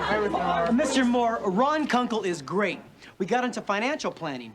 I told him about living trusts, pension plans, CDs, TDs. SATs? We ran out of time, but we'll get to it tonight. You know, I didn't get a chance to teach him either. And it's not as if he's dumb. I mean, he's pretty good in geometry. You know, he would have done fine on my sample math test. Would have? Well, I was describing the arc of a basketball in mathematical terms, and we got to talking about, you know, hoops. And then these two cheerleaders walked into the library, and, well, the rest is history. No, you were history. So you didn't have a chance to get anything done. You know, I made him vocabulary flashcards. He wouldn't look at them. He said he'd rather look at me. So nobody had a chance to teach him anything that was applicable to the SATs, huh? No, I don't get it. If he wants to play ball in college, all he needs is a 700. Why is he wasting time? I mean, come on, we're talking about a guy who plans to dribble for a living. Why should he care about school anyway? Well, Dennis, you know, it may be that Ron is unaccustomed to working very hard for anything, except perfecting his game. But you gotta understand, for him, taking this test is like you trying to do a 360 reverse slam dunk. Which is not a pretty picture. So try to find a way to help him. Don't give up so easily, because he's gonna need help, okay? Yes. Okay. Now, what they're after is to see how well you understand the basic principles of geometry. Circumferences, pi, bisecting angles, triangles. You know what I like about you? You're not just cute, you're smart. I mean, you're really smart, Sarah. But you're also really cute. Well, thank you, but let's just stick to the geometry. That's not geometry. Chemistry? I'm sorry. Look, now you're mad at me, aren't you? Look, Ron, let's just do the problems, okay? Look, Sarah, I can't do the work if I know you're mad at me.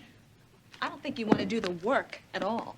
What does that mean? It means that I understand what the other kids were talking about. You think this is all a big joke. Well, I've got better things to do, Ron. I'll see you later.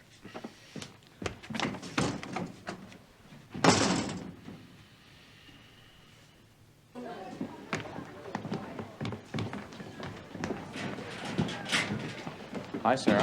Hi, Mr. Moore. Listen, how's it going with Ron? Mr. Moore, I don't get it. The clock is ticking, his future's at stake, and Ron is just goofing off. Well, don't be afraid to tell him that. Mr. Moore, I told him. I don't know. I mean, it's just not sinking in, or maybe Ron is just a jerk. Sarah. Hi, Mr. Moore. Hi, Ron. Listen, I know the kids are really pleased to be helping out. I know. I've been a bad boy, right? But look, I promise, from now on, really. Well, good.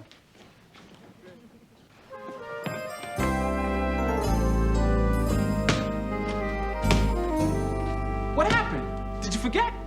Oh, sorry, Alex. Just couldn't quit till I got this right. Show off. Listen, there's only two teams I want to play for. The Knicks or the Lakers.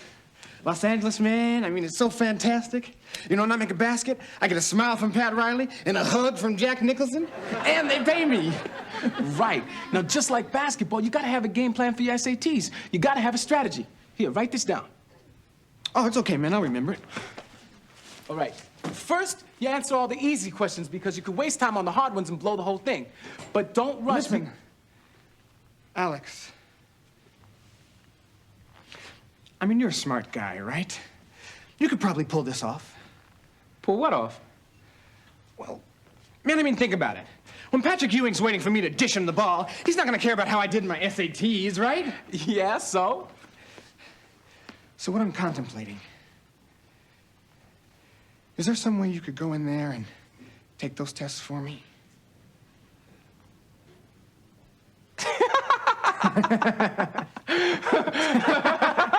You're kidding me, right? Right? No. I mean it. You can't ask me to do that. Hey, man, you can pull this off. Look, I scored 1,400 easy. All you gotta get is half that. So what are you saying, I'm half as smart as you? No. I'm saying you're a gym rat, I'm a book rat, and I'm just trying to help. Man, I showed you a way to help. And what do? You tell me I'm dumb. Well, gee, thanks, friend. Look, I'll see you around. Thanks, friend. You got a lot of nerve. I mean, you're gonna get a free ride to a big-time college. Why? Because you can stuff a ball through a hoop? Well, what about me? I mean, if I'm lucky, I'll get a part scholarship and a job in a college cafeteria. And I gotta hit the books 3 hours a night. I mean, and what do you study? The history of lawn bowling? It's all a big joke to you. And you want me to take your test for you? As a friend? Look, I'd give anything if I could learn something in college. Sure, tell me about it. You think I want to be just another dumb jock? Well, you're off to a great start. Man, I can't do it. Hey, I understand. I mean, you got a choice to make. An education or a couple of million a year. I mean, if I were you, I would do the same thing. But don't ask me to cheat for you. Listen, Alex, if I take that test, man, I'm history.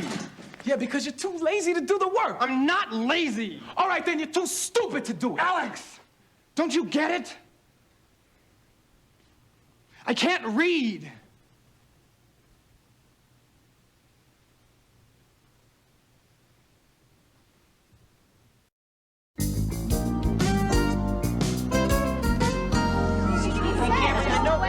No, just wait a minute. How can anybody in this day and age not know how to read? Yeah, exactly. Look, he fell behind when he was a kid and he never caught up. Oh, come on, Alex. Surely someone must have realized it. Hey, when you're a jock, nobody expects you to be very smart. I mean, it's a great cover. No, Alex is right. I mean, when you're more on the intellectual side, no one expects you to be any good at sports. That's why, to this day, I can't play baseball. I still don't buy it. How could he have gotten through 4 years of high school without being able to read? You want to know how? The answer's right up there on the board. What, Nixon's visit to China in 1972? What does that have to do with any of this? See? I just got you to read it for me. And you want to know how he could quote from A Tale of Two Cities and Moby Dick? He didn't read the books, he watched the movies. I mean, that's how he faked his way through all his classes. What a con man. He distracted me by flirting with me. I was very upset. At first. Ron has got a real problem. Yeah, you guys, TJ is right. I mean, maybe we should tell Mr. Moore. Maybe he can actually help Ron.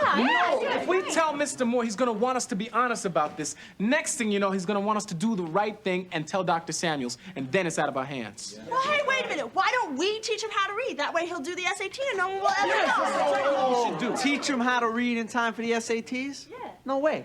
Oh, yeah, come on. Just enough to squeak him through. I mean, he is smart. That's right, he is smart and we can do this. What do you say? Let's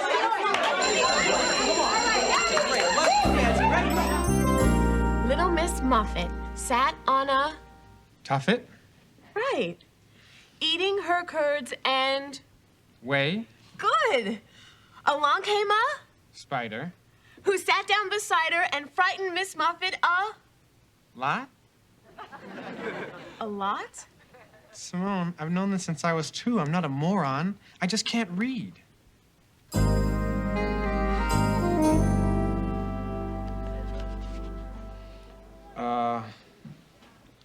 In this box. In this... box? Come on, man, I gave you that much. This is crazy. I'm never gonna learn to read. Yeah, with an attitude like that. Oh, sorry, fellas. I forgot my lesson plan book. Well, that's okay, Mr. Moore. We're done here anyway. Later, man.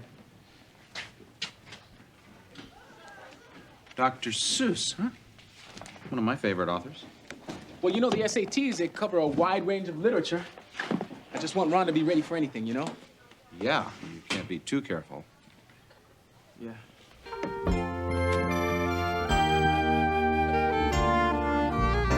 Since you do have essays due in 3 weeks on contemporary social problems, I thought today we could discuss one that you might be thinking about: illiteracy. Now, I did some research here. A recent congressional committee estimates that in the United States, there are as many as 23 million people who are functionally illiterate. And what does that mean? It means they can't read street signs, they can't even read medicine labels, they can't fill out a job application. And additionally, there are 35 million more adults who read at a level which is less than they need to compete in society. Which category would you say Ron Kunkel belongs to? You knew Ron couldn't read? Yeah. I also know you've been trying to teach him, but it's not going to work. Oh, come on, Mr. Moore. I mean, we still got a little bit of time left before the SATs. Yes! And he's pretty good in math. If he just sticks with numbers and symbols, he'll score as high as 450. Sure, right. And then he only needs 250 on the verbal part. Yeah, and he gets 200 for just completing the form. I mean, he can do that, right? Yeah. If we can just get him to read well enough to get the extra 50, 700. Exactly. How's he doing? See, I'm not questioning your motives. Mr. Moore, we gotta do something. Well, let's start by looking beyond short-term solutions, okay? I mean, Ron has come this far without knowing how to read, but what's going to happen a few years from now when his athletic career is over and he still can't read? Or worse yet, what's going to happen if he has no athletic career at all?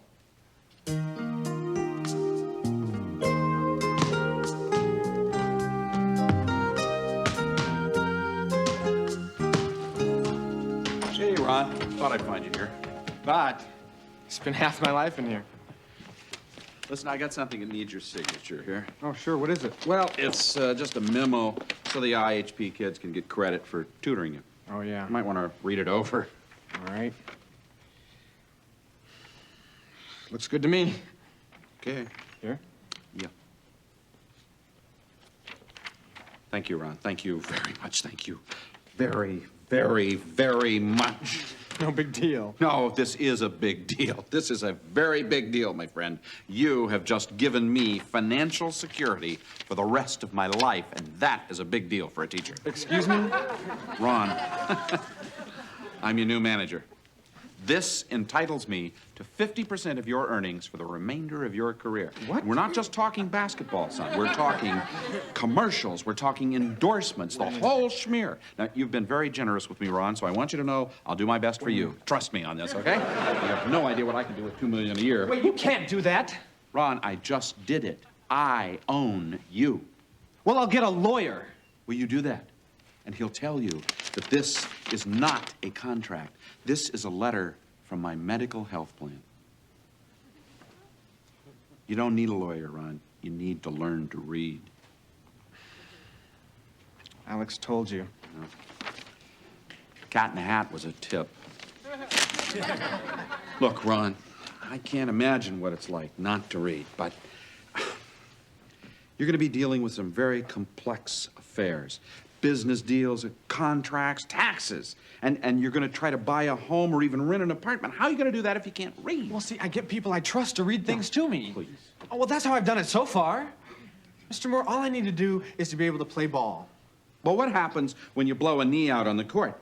Or you fall down some stairs, or you're in an auto wreck? Man, don't talk to me about those kind of things. What, you don't want to think about them until they actually Well, happen? what am I supposed to do? I'm trapped. People are pressuring me to go to college. I got those damn SATs next week. Okay, so I can't read. Right now, I just want to play, you know, and take care of everything else later. Okay, so let's look at the options. You try to go pro now, assuming you're good enough. Or you somehow fake your way through the SATs, and then you try to fake your way through 4 years of college. Or, I got another choice? Yeah. You take a year off. You get yourself tested. Make sure that you don't have a reading disability, and you learn to read. Ron, your basketball skills aren't going to just evaporate. I mean, you would have control over some area of your life besides this court. Yeah, but that means I'd have to admit it. Yes. Well, I'm not gonna do that, man. Forget it. No way. Okay. It's your life. Good luck with it.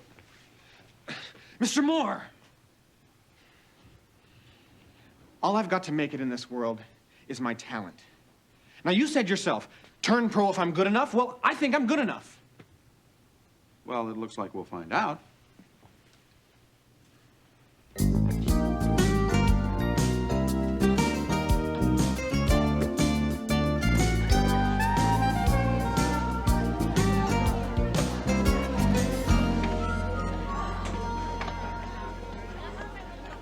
This is embarrassing. We're giving the guy a Scholar Athlete Award and he can't even read. I'd call it off, but I don't want to humiliate him or the school. Or me. Okay,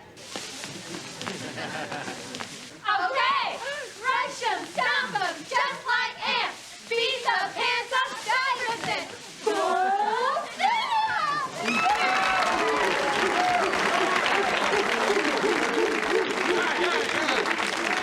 That's the school spirit. Now let's all be there and cheer our guys on to victory tonight. And remember, I don't want a repeat of last year's incident. Chaining the Stuyvesant mascot to my desk was not amusing, neither for me or the guy in the gorilla suit. And now it's time for me to present the award for Fillmore's Outstanding Scholar Athlete, Miss Mira. Thank you. It's no surprise to find this young man's name on the award. He's the backbone of Team Fillmore, Ron Kunkel.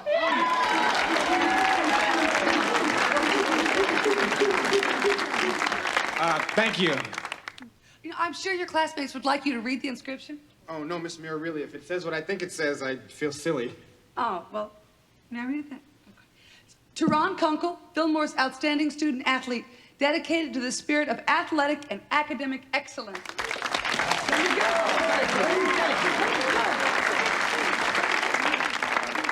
Thank you, Miss Mira. Dr. Samuels. Thank you, everybody.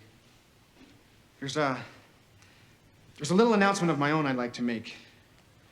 It's something I've been thinking about for a while now. I'm not going to college next year. What do you mean? I'm not going anywhere. See, I'm going to be right here, trying to learn something very important. How to read. I've been faking people out since I was a kid, see, like I just did with Miss Mira. And now, only now I'm starting to realize that there's a lot of things in life that I'm missing out on. And I just don't want to go through life being less than what I could be. And I'm not the only kid in this school that can't read. I mean, I know, because I tried to copy off a lot of you guys' papers, and they were blank, too. And I know that you might think that you're getting away with something, but you're not. So if you're smart, you'll do what I'm doing. Only don't wait till the last minute. Here, Dr. Samuels. I don't think I deserve this till I can read it. But maybe next year.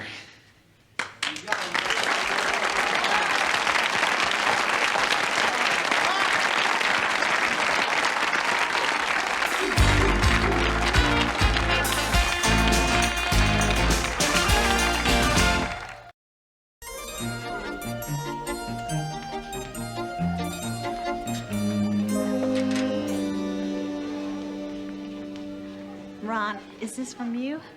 Just read the note. It's only one word, but I wrote it myself. Thanks. It's perfect.